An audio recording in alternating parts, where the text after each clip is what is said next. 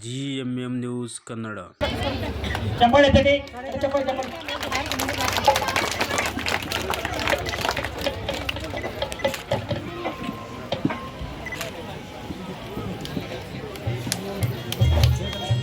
ಕಾರ್ಯಕ್ರಮನ ಉದ್ಘಾಟನೆ ಮಾಡಿದಂತಹ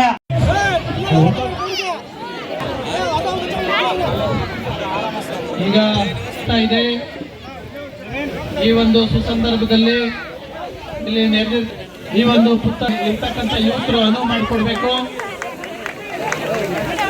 ಗಣ್ಯರಿಗೆ ಅಲ್ಲಿ ವೇದಿಕೆ ಅಲ್ಲಿ ಪುತ್ತಳಿ ಹತ್ರ ಹೋಗ್ಲಿಕ್ಕೆ ಎಲ್ಲರೂ ಅವಕಾಶ ಮಾಡಿಕೊಡ್ಬೇಕು.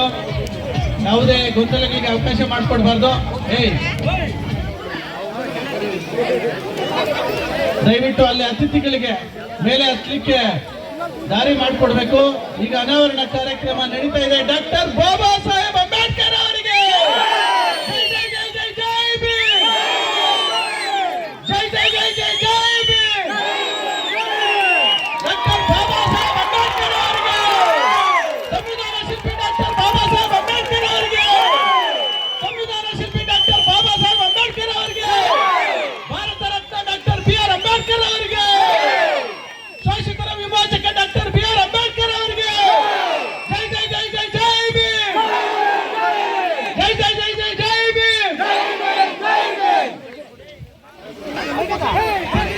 ಹೆಚ್ಚಿನ ಸಂಖ್ಯೆಯಲ್ಲಿ ಕಾರ್ಯಕ್ರಮ ಬಂದಿದ್ದಾರೆ. ನಾವು ಉದ್ಘಾಟನೆ ಟೈಮಲ್ಲಿ ತುಂಬಾ ಸುಂದರವಾದ ಸ್ಟ್ಯಾಚ್ಯೂ ಅವರು ಹಾಕಿದ್ದಾರೆ. ತಮ್ಮೆಲ್ಲರಿಗೆ ಶುಭಾಶಯಗಳು, ಅಭಿನಂದನೆಗಳು ಮತ್ತೆ ಧನ್ಯವಾದಗಳು. ಅದು ಸ್ಟ್ಯಾಚ್ಯೂ ಡಾಕ್ಟರ್ ಬಾಬಾ ಸಾಹೇಬ್ ಅಂಬೇಡ್ಕರ್ ಅವ್ರದ್ದು ಸ್ಟ್ಯಾಚ್ಯೂ ಮಾತ್ರ, ಅದು ನಮ್ಮ ದೇಶದ ಮಹಾನ್ ವ್ಯಕ್ತಿದು ಸ್ಟ್ಯಾಚ್ಯೂ ಅಲ್ಲ. ಅವರದು ಮೂಲ್ಯ, ಅವರದು ಸೇವಾ ಮತ್ತೆ ಸಾಧನೆ, ಈ ದೇಶ ಬಗ್ಗೆ ಅವರು ಹೇಗೆ ನಮ್ಮ ದೇಶ ಬಗ್ಗೆ ಏನೇನ್ ಮಾಡಿದ್ದಾರೆ, ಆ ಎಲ್ಲ ಕೆಲಸ ಬಗ್ಗೆ ನಮ್ಮೆಲ್ಲರಿಗೆ ಏನೇನ್ ವ್ಯಾಲ್ಯೂಸ್ ಆಗ್ಬೇಕು, ಏನೇನ್ ಕ್ವಾಲಿಟೀಸ್ ಆಗ್ಬೇಕು ನಮ್ಮ ಜೀವನದಲ್ಲಿ ನಮ್ಗೆ ಸಿಗುತ್ತೆ.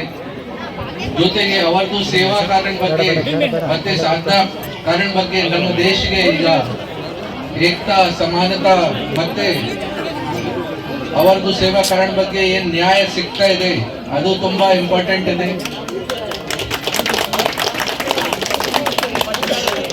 ನಮ್ಮೆಲ್ಲರಿಗೂ ಜವಾಬ್ದಾರಿ ಇದೆ ಕಿ ಅವರದು ಸೇವೆಗಳ ಕಾರಣ ಬಗ್ಗೆ, ಸಾಧನೆ ಕಾರಣ ಬಗ್ಗೆ ನಮ್ಮೆಲ್ಲರಿಗೆ ಏನ್ ಮೂಲ್ಯ ಸಿಕ್ಕಿದೆ ಆ ಮೂಲ್ಯ ನಮ್ಮ ಮಕ್ಕಳಿಗೆ ಕೂಡ ಎಲ್ಲರಿಗೆ ಇನ್ಫಾರ್ಮ್ ಆಗ್ಬೇಕು.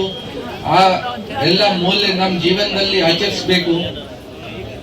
ಈ ಕಾರ್ಯಕ್ರಮಕ್ಕೆ ನನಗೆ ಇನ್ವೈಟ್ ಮಾಡಿದ್ದಾರೆ. ತಮ್ಮೆಲ್ಲ ಈ ತರ ನನಗೆ ಕೂಡ ಅವಕಾಶ ಸಿಕ್ಕಿದೆ ಮತ್ತೆ ನನಗೆ ಸನ್ಮಾನ ಕೊಟ್ಟಿದ್ದಾರೆ. ತಮ್ಮೆಲ್ಲರಿಗೆ ಮತ್ತೆ ಧನ್ಯವಾದಗಳು ಹೇಳ್ತೀನಿ. ಧನ್ಯವಾದ.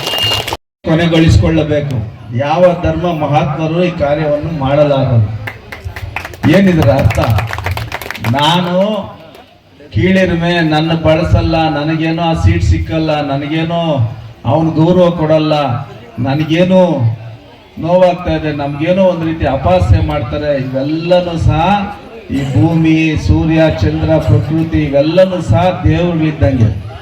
ಅಂಬೇಡ್ಕರ್ ಅವರು ಸಹ ದೇವ್ರ ರೂಪದಲ್ಲಿ ನಮ್ಗೆ ಶಕ್ತಿ ಕೊಟ್ಟಿರ್ತಾರೆ.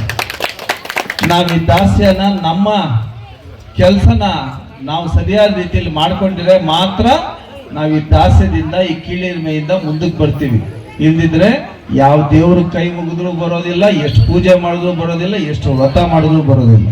ನಾವು ವ್ರತ ಮಾಡ್ತೀವಿ, ಉಪವಾಸ ಮಾಡ್ತೀವಿ, ಏನಕ್ಕೆ ಅಂದ್ರೆ ನಮ್ಮನೆ ಕೇಳ್ಕೊಳ್ತೀವಿ. ಅಯ್ಯೋ ನಂಗೆ ಚೆನ್ನಾಗಿ ಕೊಡಪ್ಪ, ಇನ್ನೊಂದು ಶಕ್ತಿ ಕೊಡೋ, ದುಡ್ಡು ಕೊಡೋ, ನನ್ನ ಮಕ್ಳಿಗೆ ಒಳ್ಳೇದಾಗು ಅಂತೇಳಿ.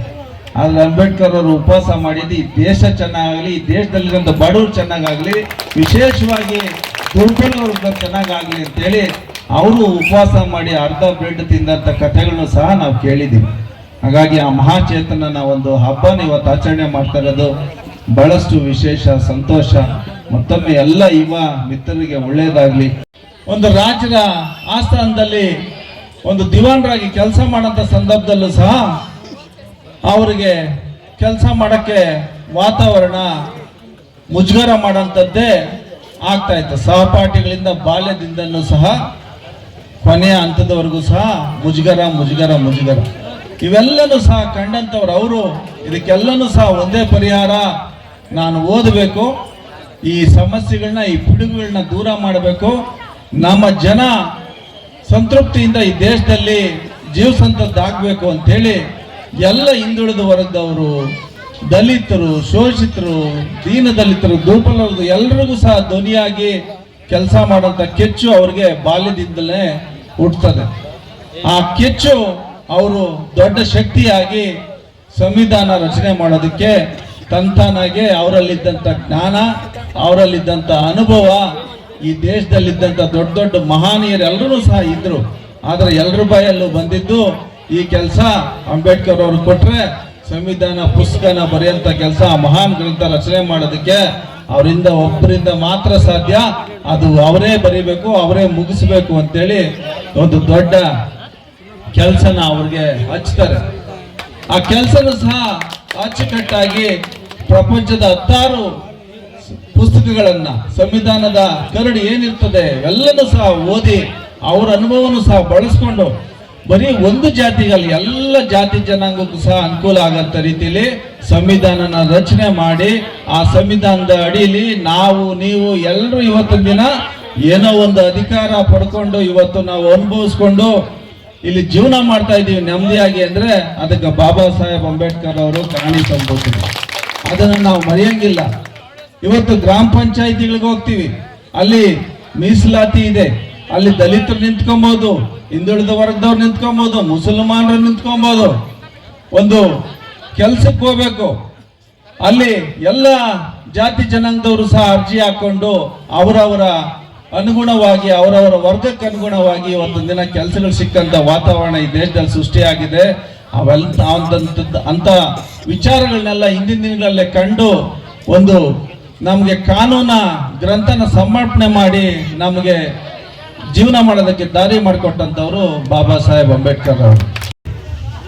ನಮ್ಮ ವೆಂಕಿಯವರು ಹೇಳಿದ್ರು, ನಾವು ಮತದಾನನ ಎಲ್ರಿಗೂ ಸಹ ಮಾಡಂತ ವಿಚಾರ ಅಂತ ಬಂದಾಗ ಹಲವಾರು ಮಾನ್ಯರು ಇಲ್ಲ ಈ ದೇಶದಲ್ಲಿರೋಂಥ ಬಡವರಿಗೆ, ದಲಿತರಿಗೆ, ದುರ್ಬಲ ವರ್ಗದವ್ರಿಗೆ, ಅವ್ರು ಓದ್ಕೊಂಡಿಲ್ಲ, ವಿದ್ಯೆ ಇಲ್ಲ, ಅವ್ರಿಗೆ ಓಟ್ನ ಕೊಟ್ಬಿಟ್ರೆ ತಪ್ಪಾಗಿ ಎಲ್ಲಂದ್ರೆ ಓಟ್ ಯಾರಿಗಂದ್ರೆ ಅವ್ರಿಗೆ ಹಾಕ್ಬಿಡ್ತಾರೆ, ಈ ದೇಶ ಮುಂದೆ ಕಷ್ಟಕ್ಕೆ ಸಿಕ್ಕಾಕೊಂಡ್ಬಿಡ್ತದೆ, ಹಂಗಾಗಿ ಅವ್ರಿಗೆ ದಲಿತರಿಗೆ ಓಟಿನ ಹಕ್ಕು ಕೊಡೋದು ಬೇಡ ಅಂತ ಚರ್ಚೆ ಮಾಡ್ತಾರೆ. ಆವತ್ತಿನ ದಿನದಲ್ಲಿ ವಿದ್ಯಾವಂತರು ಒಬ್ಬರೇ ಈ ದೇಶ ಕಟ್ಟಲು ಸಾಧ್ಯ ಇಲ್ಲ. ವಿದ್ಯಾವಂತರ ಜೊತೆಗೆ ಓಟ್ ಹಾಕೋದಕ್ಕೆ ಸರಿ ತಪ್ಪು ಯೋಚನೆ ಮಾಡೋದಕ್ಕೆ, ಪುಟ್ಟಣ್ಣ ಸರಿನೋ ತಪ್ಪು ಅಂತ ಯೋಚನೆ ಮಾಡಿ ಓಟ್ ಮಾಡೋದಕ್ಕೆ ಅದಕ್ಕೇನು ಡಿಗ್ರಿಗಳು ಬೇಕಾ? ಯೋಚನೆ ಮಾಡೋದಲ್ಲ, ಪುಟ್ಟಣ್ಣ ಮುಖ ನೋಡಿದ್ರೆ ಸರಿನೋ ತಪ್ಪ ಏನೋ ಓಟ್ ಹಾಕೋಣ ಅಂತೇಳಿ. ನಮ್ಮ ಜನ ಸಶಕ್ತರಿದ್ದಾರೆ, ಅವ್ರು ಬುದ್ಧಿವಂತರು, ಓದಿದ್ದವ್ರಿಗಿಂತ ಡಿಗ್ರಿಗಳು ಹೆಚ್ಚಾಗಿ ತಗೊಂಡಿರ್ತಾರೆ. ಸರಿ ತಪ್ಪು ಒಳ್ಳೇದು ಕೆಟ್ಟದ್ದು ಅವ್ರಿಗೆ ಅರಿವಿದೆ. ನೀವು ಹಂಗಾಗೋದಿಲ್ಲ, ಕಡ್ಡಾಯವಾಗಿ ಎಲ್ಲರಿಗೂ ಸಹ ಓಟ್ನ ಕೊಡ್ಲೇಬೇಕು ಅಂತೇಳಿ ಈ ದೇಶದಲ್ಲಿ ಪ್ರಥಮ ವ್ಯಕ್ತಿ ನಮ್ಮೆಲ್ಲರ ಪರವಾಗಿ ಧ್ವನಿ ಎತ್ತಿ ಕೆಲಸ ಮಾಡಿದಂಥವ್ರು ಬಾಬಾ ಸಾಹೇಬ್ ಅಂಬೇಡ್ಕರ್ ಅವರು. ಅವರು ಕೊಟ್ಟಂತ ಓಟು ಇವತ್ತು ಸಮಾನತೆ ಸಂಕೇತವಾಗಿ ಪ್ರತಿಯೊಬ್ಬರು ಸಹ ಪ್ರತಿ ಹಂತದಲ್ಲಿ ನಾವು ಹೋರಾಟ ಮಾಡಿಕೊಂಡು ನಮ್ಮ ಹಕ್ಕುಗಳನ್ನ ನಾವು ಪಡ್ಕೊಳ್ತಾ ಇದ್ದೀವಿ. ನಮ್ಮ ದಾಸ್ಯದಿಂದ ನಾವು ವಿಮುಕ್ತಿ ಪಡ್ಕೊಳ್ತಾ ಇದ್ದೀವಿ. ಇವೆಲ್ಲದಕ್ಕೂ ಸಹ ಕಾರಣೀಕರ್ತರು ಬಾಬಾ ಸಾಹೇಬ್ ಅಂಬೇಡ್ಕರ್ ಅವರು. ಇವರು ಅವತ್ತಿನ ದಿನದಲ್ಲಿ ಈ ರೀತಿಯಾದಂತ ದೊಡ್ಡ ಮಟ್ಟದ ಒಂದು ಮಹತ್ವವಾದಂತ ದಿಟ್ಟ ನಿರ್ಧಾರನ ತಗೊಳ್ಳದೆ ದೊಡ್ಡವರ ಜೊತೆ ಸೇರ್ಕೊಂಡು ಆಯ್ತು ಅವ್ರೇನೋ ಹೇಳ್ತಾ ಇದ್ದಾರೆ ಅಂತ ಸುಮ್ಮನಾಗಿದ್ರೆ ಈ ದೇಶದಲ್ಲಿ ಈ ರೀತಿಯಾದಂತ ಸಮಾನತೆ ಈ ಪ್ರಜಾಪ್ರಭುತ್ವದಲ್ಲಿ ನಾವು ನೋಡ್ಲಿಕ್ಕೆ ಆಗ್ತಾ ಇರಲಿಲ್ಲ. ಸಂವಿಧಾನ ಶಿಲ್ಪಿಗಳು ಭಾರತ ಇವತ್ತು ಸ್ವಾತಂತ್ರ್ಯ ಬಂದು 75 ವರ್ಷ. ನಮಗೆ ಬಹುಶಃ ಇಡೀ ಪ್ರಪಂಚದಲ್ಲಿ ಇಂಥ ಒಂದು ಸಂವಿಧಾನವನ್ನ ನಮ್ಮ ದೇಶಕ್ಕೆ ಸಂವಿಧಾನ ಬರೆಯೋದು ತುಂಬಾ ಕಷ್ಟ. ಯಾಕಂದ್ರೆ ಇವತ್ತು ನಮ್ಮ ದೇಶ ವಿವಿಧ ರೀತಿಯಲ್ಲಿ ಸಾವಿರಾರು ವರ್ಷಗಳಿಂದ ಏನು ನಾವು ಇವತ್ತು ಯೂನಿಟಿ ಇನ್ ಡೈವರ್ಸಿಟಿ ಅಂತ ಹೇಳ್ತೀವಿ, ಅಂತ ಡೈವರ್ಸಿಟಿ ಇರ್ತಕ್ಕಂಥ ಅಂತ ವಿವಿಧತೆ ಇರ್ತಕ್ಕಂಥ ದೇಶ. ಬಹುಶಃ ಅವರು ಸಂವಿಧಾನ ರಚನೆ ಮಾಡಬೇಕಾದ್ರೆ ಅಂತ ಮೇಧಾವಿ ಅಂಬೇಡ್ಕರ್ ಅವರಲ್ಲದೆ ಬೇರೆ ಏನಾದ್ರಾಗಿರೋ ಬಹುಶಃ ತುಂಬಾ ಕಷ್ಟದ ಕೆಲಸ ಆಗ್ತಿತ್ತು ಅಂತ ನನ್ನ ಅನಿಸಿಕೆ. ಯಾಕಂದ್ರೆ ಅವರ ವಿದ್ವತ್ತು ಅಥವಾ ಅವರು ಸ್ವಂತ ಅವತ್ತಿನ ಸ್ವಾತಂತ್ರ್ಯ ಪೂರ್ವದ ಕಾಲದಲ್ಲಿ ಏನು ನಮ್ಮ ಸಾಮಾಜಿಕ ಒಂದು ವಾತಾವರಣ ಇತ್ತು ಈ ದೇಶದಲ್ಲಿ, ಅದನ್ನ ಕಣ್ಣಾರೆ ಕಂಡು ಅನುಭವಿಸಿರ್ತಕ್ಕಂಥ ಅಂಬೇಡ್ಕರ್ ಅವರು ಅದನ್ನೇ ಛಲವಾಗಿ ತಗೊಂಡು ಸ್ವಾಭಿಮಾನದಿಂದ ಬಹುಶಃ ಅವರ ಡಿಗ್ರಿಗಳು ಬಹುಶಃ ನಾವು ಹೇಳೋಕ್ಕಾಗಲ್ಲ, ಸುಮಾರಷ್ಟು ಡಿಗ್ರಿಗಳು. ಯಾವುದೇ ವಿಚಾರದಲ್ಲಿ ಕೂಡ ಅವರು ನಿಪುಣರಾಗಿದ್ದರು. ಅವರ ಜೀವನ ಪೂರ್ತಿ ಅಧ್ಯಯನಶೀಲರಾಗಿ ಅವರು ಕೆಲಸ ಮಾಡ್ತಾ ಇದ್ರು. ಬಹುಶಃ ಇದು ಏನು ನಮ್ಮ ಸ್ವತಂತ್ರ ಬಂದ ನಂತರ ಕೂಡ ಅವರ ಜೀವನದ ಒಂದು ನಾವು ಗಾಥೆಯನ್ನು ಓದಿದ್ರೆ ಅವರು ನಿರಂತರವಾಗಿ ಅಧ್ಯಯನ ಮಾಡ್ತಕ್ಕಂಥ ಒಂದು ಪ್ರವೃತ್ತಿ ಅವರಾಗಿದ್ದರಿಂದ ಬಹುಶಃ ಅವರು ಈ ಸಂವಿಧಾನವನ್ನು ಬೇರೆ ಬೇರೆ ದೇಶಗಳಲ್ಲಿ ಏನು ಪ್ರಜಾಪ್ರಭುತ್ವದ ದೇಶಗಳಲ್ಲಿ ಸಂವಿಧಾನ ಇತ್ತು ಅದನ್ನೆಲ್ಲ ನೋಡಿ ಈ ದೇಶಕ್ಕೆ ತಕ್ಕ ಹಾಗೆ ಹೊಂದಿಕೆ ಆಗುವಂಥ ಒಂದು ಸಂವಿಧಾನವನ್ನು ರಚನೆ ಮಾಡಿದ್ರು. ಆಗ್ತಾ ಇತ್ತು. ಇವತ್ತು ನಮ್ಮ ಮುಂದೆ ಸವಾಲಾಗಿ ನಿಂತಿದೆ. ಅಂಬೇಡ್ಕರ್ ಈ ದೇಶಕ್ಕೆ ಸಂವಿಧಾನವನ್ನು ಕೊಟ್ಟಿದ್ದಾರೆ. ಸಂವಿಧಾನವನ್ನು ಕೊಡ್ತಕ್ಕಂಥ ಸಂದರ್ಭದಲ್ಲಿ ಹೇಳ್ತಾರೆ, ಪ್ರಪಂಚದ ಎಲ್ಲಾ ಸಂವಿಧಾನಗಳನ್ನು ನಾನು ಅಧ್ಯಯನ ಮಾಡಿದ್ದೇನೆ, ಆ ದೇಶಕ್ಕೆ ಅನುಗುಣವಾಗಿ ಆ ಸಂವಿಧಾನಗಳನ್ನು ಕೊಟ್ಟಿದ್ದಾರೆ. ಆದ್ರೆ ಈ ದೇಶಕ್ಕೆ ಯಾವ ರೀತಿ ಸಂವಿಧಾನ ಇರಬೇಕೋ ಆ ರೀತಿಯ ಸಂವಿಧಾನವನ್ನು ನಾನು ನಮ್ಮ ದೇಶಕ್ಕೆ ಅರ್ಪಣೆ ಮಾಡ್ತಾ ಇದ್ದೀನಿ. ಈ ಸಂವಿಧಾನವನ್ನು ತೆಗೆದುಕೊಂಡು ಹೋಗ್ತಕ್ಕಂಥ ವ್ಯಕ್ತಿಗಳು ಪ್ರಾಮಾಣಿಕರು ಮತ್ತು ಸಜ್ಜನರಾಗಿದ್ರೆ ಅದಕ್ಕೆ ಸಂವಿಧಾನಕ್ಕೆ ಗೌರವ ಸಿಗ್ತದೆ. ಭ್ರಷ್ಟರ ಕೈಗೆ, ಲೂಟಿಕೋರರ ಕೈಗೆ ಸಂವಿಧಾನ ಸಿಕ್ಕಿದ್ರೆ ಅದು ಉತ್ತಮವಾದ ಸಂವಿಧಾನ ಆಗ್ಲಿಕ್ಕೆ ಸಾಧ್ಯ ಇಲ್ಲ ಅಂತಕ್ಕಂಥ ಮಾತನ್ನ ಅವತ್ತು ಸಮರ್ಪಣೆ ಮಾಡ್ತಕ್ಕಂಥ ಸಂದರ್ಭದಲ್ಲಿ ಅಂಬೇಡ್ಕರ್ ಹೇಳ್ತಾರೆ. ನಾನು ಇವತ್ತು ಸಂವಿಧಾನವನ್ನು ಕೊಟ್ಟಿರ್ತಕ್ಕಂಥದ್ದು ನನಗೆ ಅನುಕೂಲ ಆಗ್ಬೇಕಂತಕ್ಕಂಥ ದೃಷ್ಟಿಯಿಂದಲ್ಲ, ನನ್ನ ಜನಾಂಗಕ್ಕೆ ಅನುಕೂಲ ಆಗ್ಬೇಕಂತಕ್ಕಂಥ ದೃಷ್ಟಿಯಿಂದಲ್ಲ. ಈ ದೇಶದ ಏನು 140 ಕೋಟಿ ಜನಸಂಖ್ಯೆ ಏನಿದಾರೋ ಆ 140 ಕೋಟಿ ಜನಸಂಖ್ಯೆಯ ಆಧಾರದ ಮೇಲೆ ರೈತಾಪಿ ಕೆಲಸ ಮಾಡ್ತಕ್ಕಂಥ ರೈತರಿಗೆ ಅವರು ತನ್ನ ಕಾಲ ಮೇಲೆ ನಿಂತ್ಕೊಂಡು ಜೀವನ ಮಾಡ್ತಕ್ಕಂಥ ಒಂದು ವ್ಯವಸ್ಥೆನ ನಿರ್ಮಾಣ ಮಾಡಬೇಕು.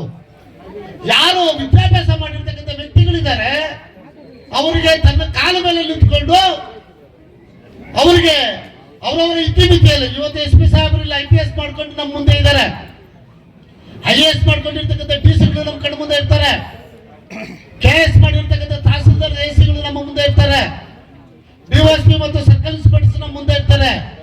ಈ ರೀತಿಯ ಎಲ್ರಿಗೂ ಕೂಡ ಸಮಾನತೆಯನ್ನು ಸಿಗ್ತಕ್ಕಂಥ ಒಂದು ವ್ಯವಸ್ಥೆಯನ್ನ ಈ ಸಂವಿಧಾನದ ಮುಖಾಂತರ ನಾನು ಅರ್ಪಣೆ ಮಾಡ್ತಾ ಇದ್ದೇನೆ. ಪುರುಷರಂತೆ ಬೀದಿಯಲ್ಲಿ ಸ್ವಾಭಿಮಾನದಿಂದ ಓಡಾಡುವ ಹಾಗೆ ಇರಲಿಲ್ಲ. ಆಸ್ತಿಯಲ್ಲಿ ಹಕ್ಕಿರಲಿಲ್ಲ. ಈ ಎಲ್ಲವನ್ನ ಮನಗಂಡು ಡಾಕ್ಟರ್ ಬಾಬಾ ಸಾಹೇಬ್ ಅಂಬೇಡ್ಕರ್ ಅವರು 1952ರಲ್ಲಿ ಈ ದೇಶದ ಪ್ರಪ್ರಥಮ ಕಾನೂನು ಮಂತ್ರಿಯಾಗಿ ಈ ದೇಶದ ಮಹಿಳೆಯರಿಗೆ ಒಂದು ಸ್ವಾಭಿಮಾನದ ಬದುಕನ್ನ ಕಟ್ಟಿಕೊಡ್ಲಿಕ್ಕೆ ಕಾನೂನು ಮಂತ್ರಿಯಾಗಿ ನಾನು ಏನಾದ್ರೂ ಒಂದು ಮಾಡಬೇಕು ಅಂತ ಹೇಳಿ ಹಿಂದೂ ಕೋಡ್ ಬಿಲ್ ಅನ್ನ ಸಂಸತ್ನಲ್ಲಿ ಮಂಡನೆ ಮಾಡಲಿಕ್ಕೆ 106 ದಿನಗಳ ಕಾಲ ಹಗಲು ರಾತ್ರಿ ಅಭ್ಯಾಸ ಮಾಡಿ ಆ ಒಂದು ಮಸೂದೆಯನ್ನ ಸಿದ್ಧಪಡಿಸ್ತಾರೆ.